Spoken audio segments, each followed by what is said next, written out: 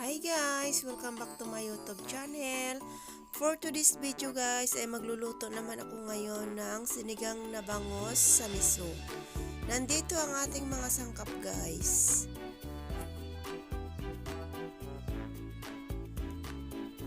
Mayroon tayong kamatis, sibuyas, sinigang sa miso mix, pamintang durog,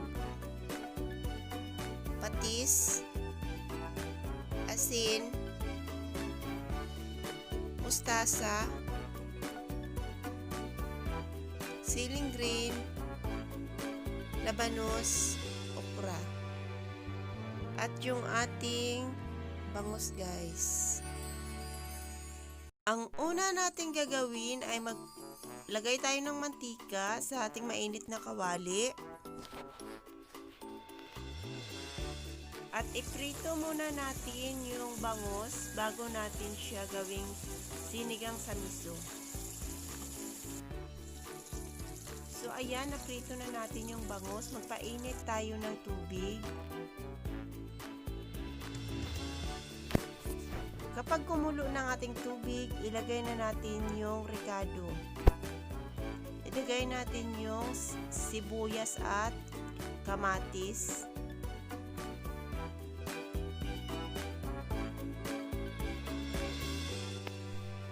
Natin ulit at antayin natin kumulo. Kapag kumulo na, ilagay na natin yung bangus na pinirito natin.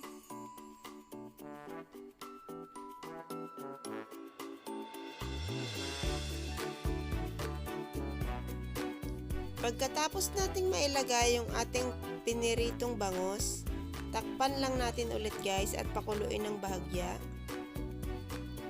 Kapag kumulo na ulit, ilagay na natin yung ating pamintang durog at yung ating sinigang sa miso mix. Ang paglagay ng sinigang sa miso mix guys ay depende sa inyong panlasa.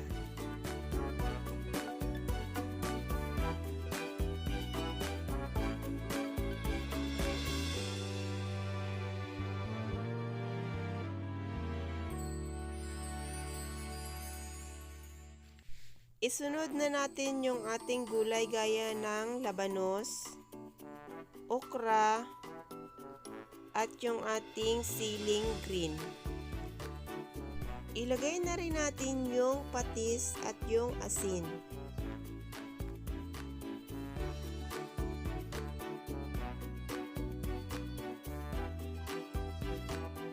Takpan ulit natin at iwan natin ng mga 3 minutes. After 3 minutes, pwede na natin isunod yung ating dahon ng mustasa.